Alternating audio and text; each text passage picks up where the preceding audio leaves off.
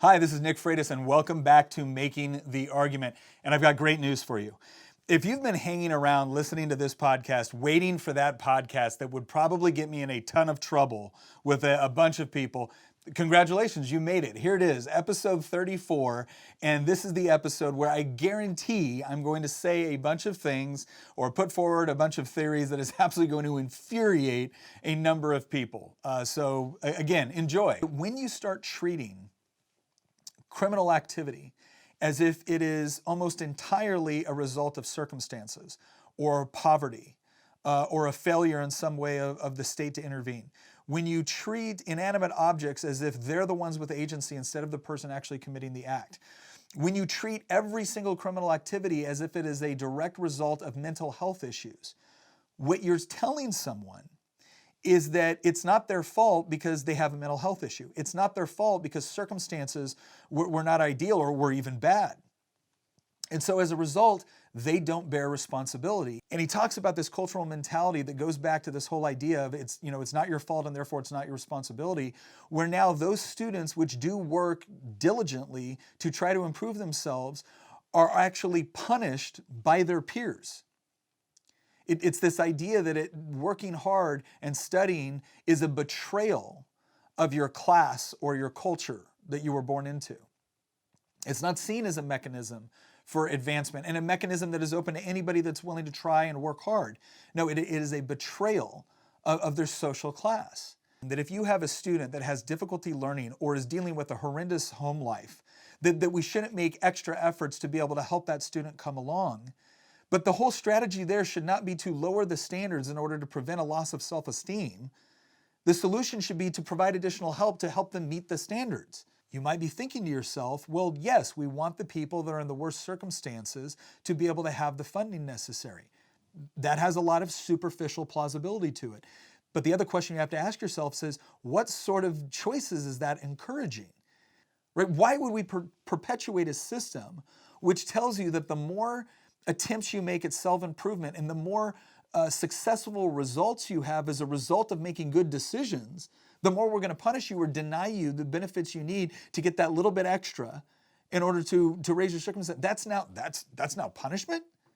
That now disqualifies you? I mean, that's absurd.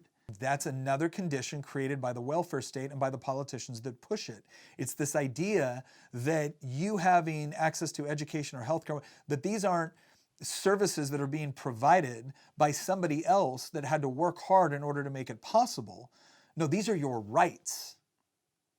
These are your rights.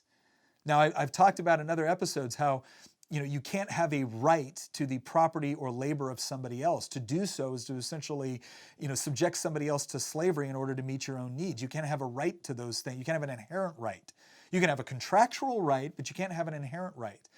Poverty is the natural state of mankind. To ask why there is poverty is to ask why is there sunshine? It's because poverty is the natural state. The more important question is, why is there wealth? And what sort of activities and behaviors lead to producing wealth? I care about my neighbor's success. My faith not only suggests that, it commands it of me. You can always point to someone that okay, maybe they didn't have a particular commodity or service and now that they do. Okay, yes, that might have been a limited improvement. You might have made someone slightly more comfortable in their poverty, but have you equipped them with the mechanisms to truly escape it? I know what it is to need financial assistance. And I am so grateful that when I did, I had family, friends, and a church community that was willing to step up and help. Because it fostered a very, very different mentality in myself. It wasn't one of entitlement. Because I was very conscious of the fact that none of those people had to help me. I was very conscious of the fact that they actively chose to help me because they cared about me and that they sacrificed in order to help me. This wasn't money that just appeared out of thin air. They gave up something in order to help me meet a need. This is not an argument to simply tear down the welfare state. This is an argument to say that if we really care, then we have to be open and honest that sometimes, many times with government, good intentions produce bad results. If the overall goal is for people to be happy, healthy, prosperous, and free, then we've got to be honest about what works and what doesn't work, what programs have been successful and which ones have not, what sort of mentalities foster the sort of results we want to see, and what sort of mentalities destroy the sort of results that we'd like to see.